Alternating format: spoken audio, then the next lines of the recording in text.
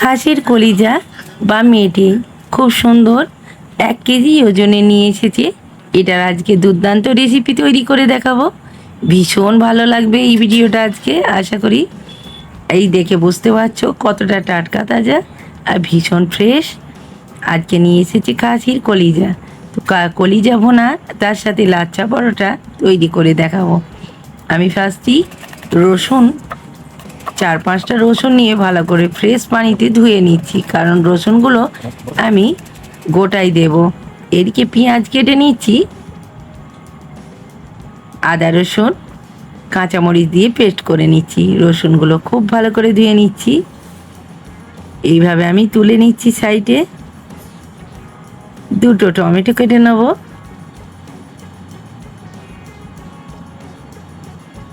কাঁচামরিচ চিড়ে নিচ্ছি,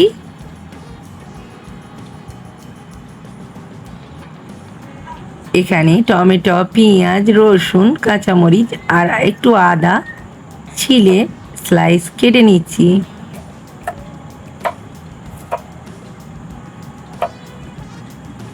আসসালামু আলাইকুম এভরিওয়ান, কি অবস্থা সকলে? আলহামদুলিল্লাহ, আমি আজকে ভালো আছি। একটু ভীষণ শরীর অসুস্থ হয়েছিল, তাই ভয়েস সবার ভালো করে দিতে পারছিলাম না। শর্ট ভিডিওতেও মিউজিক দিয়েই ডালছিলাম, কেননা খুব শরীরটা অসুস্থ, গলার ভয়েসটা চেঞ্জ হয়ে গিয়েছিল। তাই মিউজিক দিয়ে আমি ভিডিও দিয়ে দিচ্ছিলাম, কারণ ভিডিও তো বন্ধ করা যাবে না। আর আমি কিছুটা জল দিয়ে প্যানের মধ্যে কলিজাগুলো ভাপিয়ে নিচ্ছি, কারণ অনেক রক্ত থাকে, নোংরা থাকে। আর চর্বিগুলো হালকা পরিমাণে গরম জলে ধুয়েই তুলে নেব, কারণ চর্বিগুলো ভীষণভাবে ফুটে গেলে গলে যাবে। আমি কড়াইটা ভালো করে পানি বুলিয়ে ধুয়ে নিয়েছি, পরিষ্কার করে নিয়েছি। এদিকে সরষের তেল দিচ্ছি পরিমাণ মতো। আমি কিন্তু খুব একটা স্পাইসেস অ্যাড করব না, খুবই লাইট ওয়েট, একদম লাইটের মধ্যেই রান্নাটা তৈরি করে দেখাবো। ভীষণ টেস্টি হবে। গোটা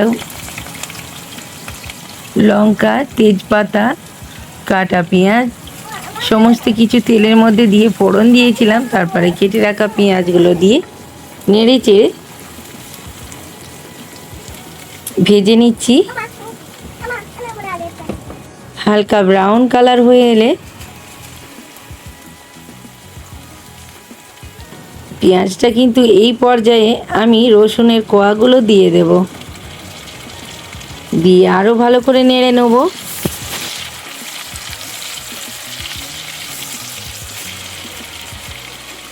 গোটা রসুন এখন সকলেই ইউজ করে, বাট এটা আমি আজ থেকে 10 বছর আগে প্রায় আমি বিহারেতে দেখেছিলাম গোটা রসুন দিয়ে যে কোনো মাংস রান্না করতে।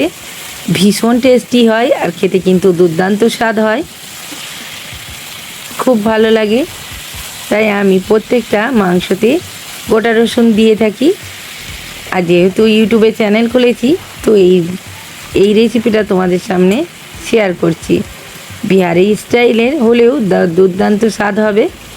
আমি খুবই সামান্য পরিমাণে স্পাইসেস অ্যাড করছি, আর জিঞ্জার গার্লিক পেস্ট দিয়ে ভালো করে নেড়ে চেড়ে আধ ঘন্টা মতো কষিয়ে নেব।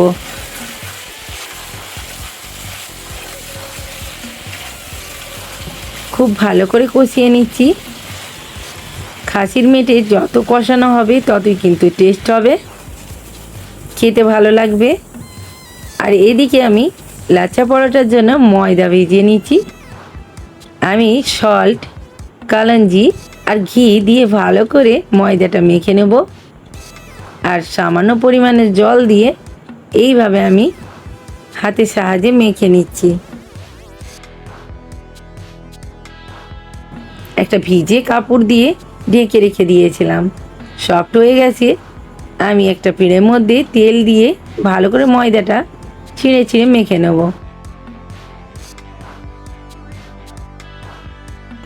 একটা করে লেচি কেটে নিচ্ছি সমান করে।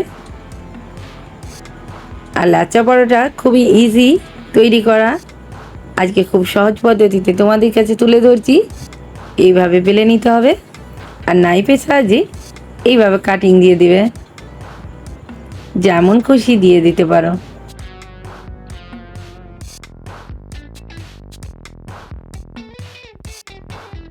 এর উপরে হালকা অয়েল দিয়ে দিচ্ছি, কারণ লাচ্চা পরোটায় অয়েল না দিলে পরে এই স্লাইসগুলো কিন্তু বোঝা যাবে না, উঠবে না ঠিকঠাক।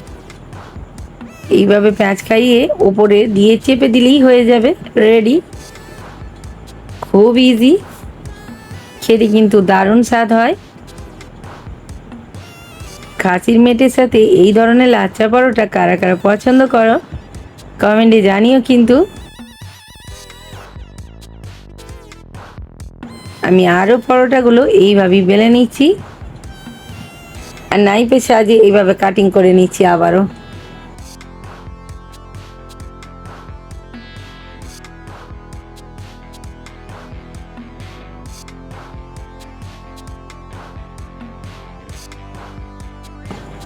এইভাবে হাতের সাহায্যে গুটিয়ে নিলেই, একটু পাকায় নিলেই রেডি হয়ে যাবে। দুদিক দিয়ে হোল্ড করে ওপরে চেপে দিলেই খুব সুন্দর একটা ডিজাইন তৈরি হয়ে যায়। আমি আরও একটা করে দেখিয়ে দিচ্ছি। এই দেখো কতটা সহজ আর কতটা সুন্দর দেখতে লাগছে। আমি এবার বেলে নিচ্ছি আর এদিকে মাংসটা হয়ে এসেছে 80%। আরও ভালো করে কষিয়ে নিচ্ছি। ঝোলটা খুব সুন্দর হবে, গ্রেভি টাইপের, খুব টেস্টি হবে। আর একটু গুঁড়ো গরম মশলা দিয়ে দিলাম হাতে কোটা, দিয়ে আরও ভালো করে নেড়ে চেড়ে নেবো।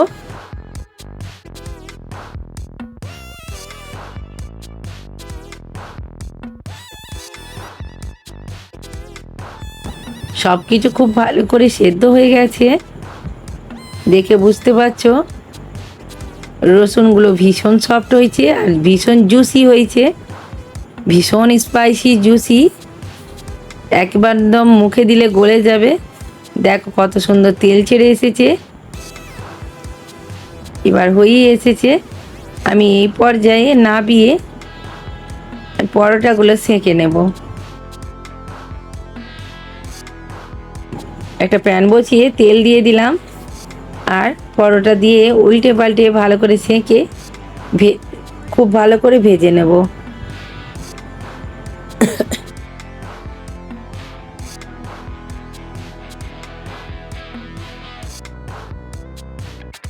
একটু অয়েল দিয়ে আরও ভালো করে ভেজে নিচ্ছি আমি।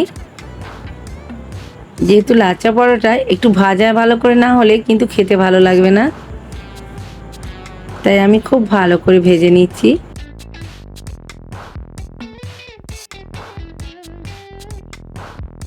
এইভাবে ভাজলে খুব খাস্তা হবে, খেতে দারুণ লাগবে। পরোটাটা হয়ে গেছে, আমি তেল ছড়িয়ে তুলে নিচ্ছি।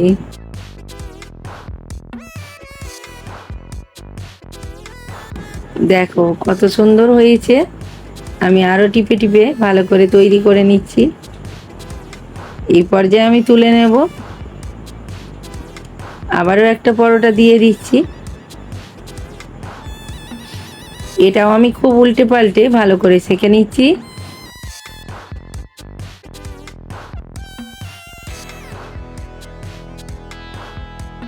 এই পরোটাগুলো যেমন খাস্তা হয়, খেতে দারুণ স্বাদ হয় আর যে কোনো মাংসের সাথে খুব সুন্দর লাগে খেতে। মাংস ঝোলের সাথে এই পরোটাটা দারুণ লাগবে। গরুর গোস্ত হোক বা খাসির হোক চাই মুরগির হোক, খেতে কিন্তু দুর্দান্ত লাগে। কারা এই ধরনের পরোটার সাথে মাংস পছন্দ করো, মাংসের ঝোল, অবশ্যই কমেন্টে জানিও। দেখো খাসির মাংস কালারটাও যেমন হয়েছে, ঘ্রাণটাও দারুণ এসেছে। আর কারা কারা খাসির মাংস খেতে পছন্দ করো, এইভাবে রান্না করেছি, ভালো লাগলে লাইক দিও, কমেন্টে জানিও কিন্তু। আর কেমন হয়েছে তোমাদের কাছে রেসিপিটা অবশ্যই কমেন্টে জানিও কিন্তু। তোমরা কমেন্ট করলে আমি মোটিভেশন বাড়ে, ভিডিও করতে আগ্রহী হয়, আরও ভালো লাগে ভিডিও বানাতে। দেখো কতটা সুন্দর হয়েছে, খেতে কিন্তু দারুণ লাগবে। আমি একটা প্লেটে সার্ভ করছি পরোটাগুলো। একটু এইভাবে হাতের সাহায্যে ভেঙে নেব, খেতে দারুণ লাগবে। কত খাস্তা হয়েছে দেখেই বুঝতে পারছো। তো ফ্রেন্ডস, এই ছিল আজকের মেনু। খুব সুন্দর লাচ্চা পরোটার সাথে খাসির কলিজা ভুনা, তার সাথে গোটা রসুন, দারুণ স্বাদের। ভালো লাগলে লাইক দিও। আজকের মতো এই পর্যন্ত, নেক্সট ভিডিওতে আবারও হাজির হবো। আল্লাহ হাফেজ, টাটা।